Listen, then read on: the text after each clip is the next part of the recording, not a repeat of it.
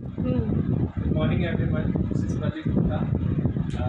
So today we are start the topic Newton's law of motion. Newton's law of motion के बारे में आज हम पढ़ने वाले हैं. तो Newton's law of motion को शॉर्ट में हम बोलते हैं NLM. And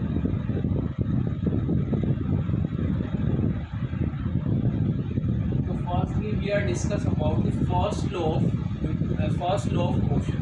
So what is the first law? What is the first law?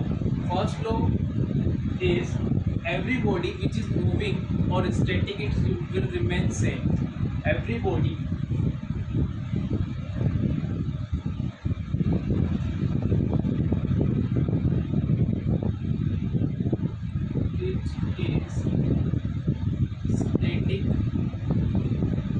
which is static or moving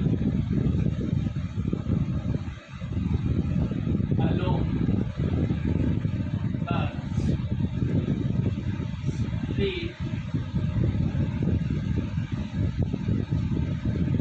straight line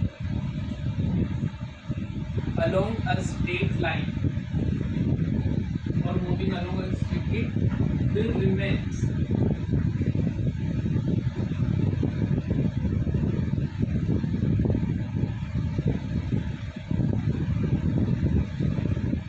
same until an external force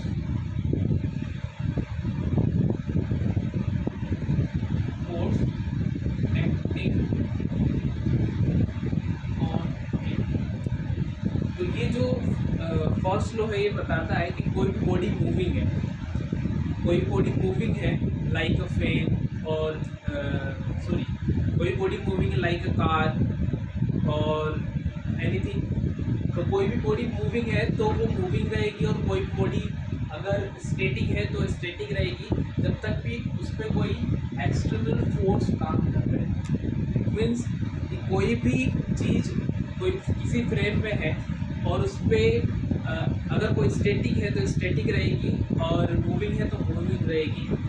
इसका मतलब ये है कि वहाँ पे एक्सटर्नल फोर्स जो होगा वो जीरो होगा. तो it means if F net is equal to zero that means F1 plus F2 Fn is equal to zero.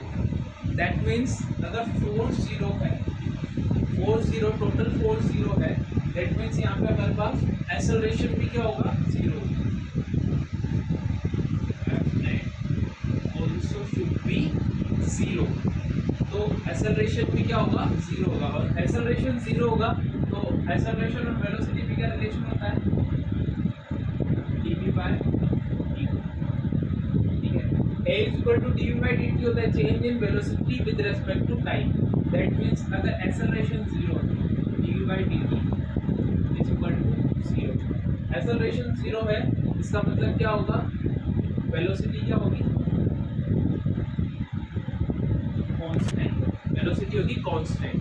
तो ये वाला फर्स्ट लॉ जो है इसको हम बोल सकते हैं इक्विलिब्रियम लॉ. और इक्विलिब्रियम में हमारे पास दो टाइप के होते हैं. एक होता है स्टैटिक इक्विलिब्रियम, होता है डायनामिक इक्विलिब्रियम. स्टैटिक इक्विलिब्रियम में क्या होता है कोई भी चीज़ इक्विलिब्रियम में है और वो रुकी हुई है. और डायनामिक इक्विलिब्रियम में क्या होता है कोई भी चीज़ इक्विलिब्रियम में है लेकिन वो मोशन में है. ऐसे भी होता है. तो फर्स्ट लॉ जो है वो इक्विलिब्रियम भी शो करता है समटाइम. फर्स्ट लॉ आप इसको बोल सकते हैं इक्विलिब्रियम वाला लॉ. ठीक है. तो इसका एक एग्जांपल हम देख सकते हैं. फर्स्ट लॉ का एक एग्जांपल देख सकते हैं क्वेश्चन की फॉर्म में. और एग्जांपल तीन बॉडीज है हमारे पास, तीन बॉडीज है वो अपवर्ड मूव कर रही है. जैसे m 2m 3m. तीनों बॉडीज अपवर्ड मूव कर रही है with constant velocity. Constant velocity. ठीक है. जो तीनों बॉडीज जो है एक स्ट्रिंग से बांधी हुई है और तीनों बॉडीज जो है इस तरीके से कनेक्टेड है आपस में और अपवर्ड मूव कर रही है. स्ट्रिंग से बांधी हुई है और अपवर्ड मूव कर रही है. सो दी सो हमको यहाँ पे फाइंड आउट करना है दी नेट फोर्स एट 2m। जो मास है 2m मास जो है, इस पे हमको नेट फोर्स फाइंड आउट करना है। तो क्या होगा इस केस में, नेट फोर्स क्या होगा? ठीक है, तो यहाँ पे एक कंडीशन है हमारे पास, कांस्टेंट वेलोसिटी। तो constant velocity that means acceleration should be 0। ये वाला केस हो गया constant velocity that means acceleration should be 0। और एक्सेलरेशन 0 होगा तो F is equal to ma से फोर्स क्या आ जाएगा 0। तो इसका आंसर आएगा 0। तो ये हो गया फर्स्ट लॉ। इसके बहुत सारे एग्जांपल हम और भी कर सकते हैं, क्वेश्चंस कर सकते हैं। इसके बाद सेकंड लॉ, फर्स्ट लॉ के बाद हम पढ़ रहे हैं नेक्स्ट सेकंड लॉ। तो what is the second law और इसकी इंपॉर्टेंस क्या है, सेकंड लॉ कहाँ पे यूज होता है, तो ये हम देखेंगे।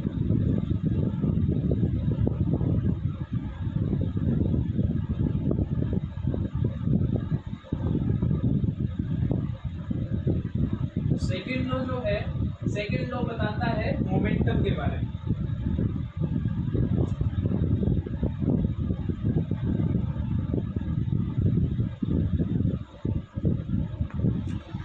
तो the rate of change in momentum is the rate of change in momentum is proportional to force। Second law बताता है the rate of change in momentum is proportional to force। इसको हम थ्योरी की फॉर्म में लिख सकते हैं easily. the rate of change in momentum is proportional to force। so अब यहाँ पे हमारे पास एक कांस्टेंट आता है F is equal to K dp by dt, और इस कांस्टेंट की वैल्यू होती है हमारे पास 1। So F is equal to क्या हो जाता है dp by F is equal to क्या हो जाता है dp by dt। So finally अब हम जानते हैं यहाँ पे P इज इक्वल टू होता है हमारे पास mv। क्या ये मोमेंटम का फॉर्मूला है? What is P? P is equal to mv। This is formula of momentum, mass into velocity। So nextly F is equal to d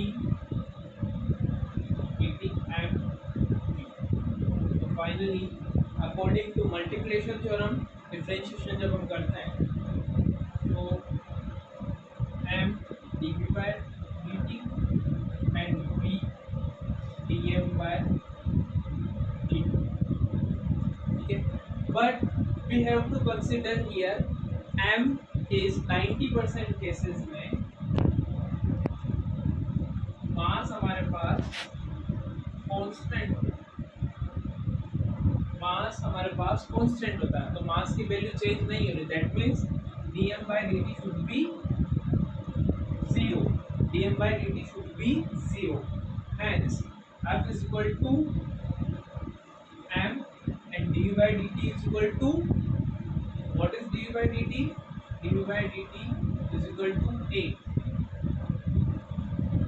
So F is equal to